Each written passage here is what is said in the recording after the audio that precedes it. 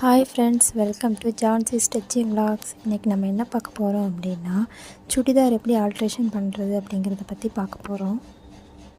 கை வந்து லாங்காக இருந்துச்சு, நான் ஷார்ட்டாக கட் பண்ணியிருக்கேன். இந்த அளவு வந்து 5 எடுத்திருக்கோம். 5ல் பாதி 2.5. அதை வந்து நம்ம எங்கே எடுத்திருக்கோம், அக்கல் பகுதியில் எடுத்திருக்கோம். அடுத்தது என்ன பண்ண போகிறோம்னா, உடம்பு ரொம்ப லூஸாக இருக்குதுன்னு சொன்னாங்க. அதனால் உடம்பையும் நம்ம வந்து பிடிச்சி தைக்க போகிறோம்.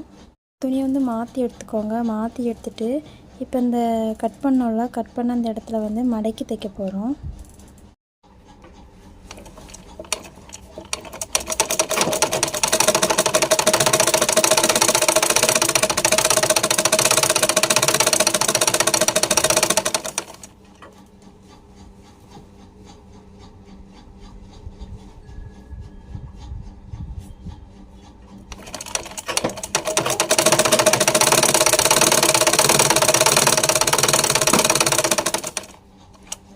வீசினோம்.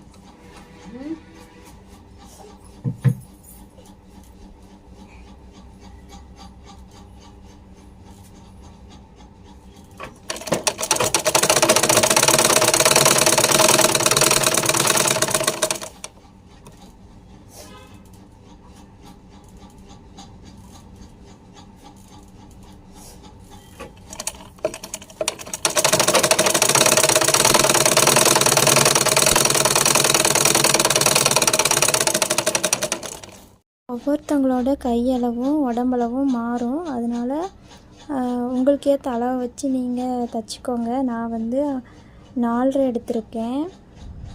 உங்களோட அக்கல் பகுதியிலேருந்து இடுப்பு வரைக்கும் நல்லா வளைச்சி கொண்டு வந்து தைங்க. அப்போ தான் நல்லா அழகாக தெரியும். இல்லைனா ஸ்ட்ரைட்டாக இருக்கிற மாதிரி இருக்கும். அது ட்ரெஸ்ஸோட அழகையே கெடுத்துரும்.